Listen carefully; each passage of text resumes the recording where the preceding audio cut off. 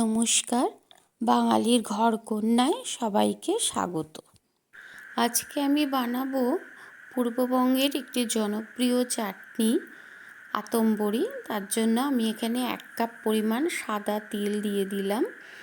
এবার তিলটাকে হালকা আঁচে একটু রং চেঞ্জ হওয়া পর্যন্ত ভেজে নেব। এবার আমি আঁচটা বন্ধ করে দিয়েছি, কেন একটু হালকা কালার এসে গেছে। তারপরেও কিন্তু আমি একটুখানি নাড়াচাড়া করব, কারণ কড়াইয়ের গরমে রং এসে যায় আরও। এবার এটাকে আমি একটা মিক্সিং জারের মধ্যে তুলে নিচ্ছি। এর মধ্যে দিয়ে দেবো ছোট্ট একটু আদার টুকরো আর কিছুটা নারকেল। এবার অল্প জল দিয়ে একটা মিহি পেস্ট তৈরি করে নেব। এদিকে কড়াইতে সর্ষের তেল গরম করে আমি এর মধ্যে কালো সর্ষে ফোড়ন দিয়ে দিলাম। ফোড়নটা যখন চটপট করে ফুটে উঠবে তখন আমি এই পেস্টটা দিয়ে দিচ্ছি।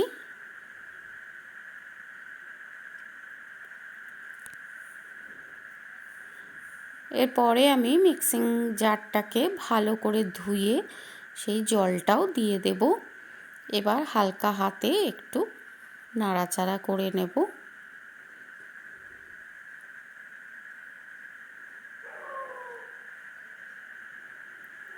এবার আমি এখানে পরিমাণ মতন নুন দিয়ে দিলাম আর দিয়ে দিচ্ছি তেঁতুলের পাল্প। আমি কিছুটা তেঁতুলকে জলে ভিজিয়ে রেখেছিলাম, সেটা চটকে ছেঁকে নিয়ে তার পাল্পটা বার করে নিয়েছি, সেটা দিয়ে দিলাম।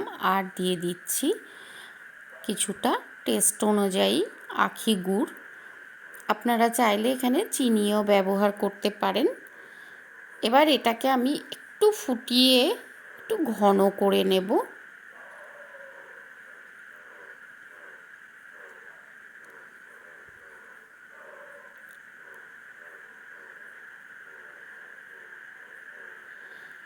এই সময় এখানে একটু দিয়ে দিতে হবে গন্ধরাজ লেবুর রস। আমাদের গাছের লেবুগুলো যেহেতু অনেক ছোট, তাই আমি কিছুটা লেবু পাতা এতে দিয়ে দিলাম। দেখুন এটাও বেশ ঘন হয়ে গেছে ফুটে।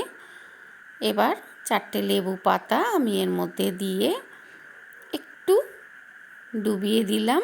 এরপরে আঁচ বন্ধ করে অল্প সময়ের জন্য ঢাকা দিয়ে দেব, যাতে এই গন্ধরাজ পাতার গন্ধটা পুরো চাটনিতে ছড়িয়ে যায়।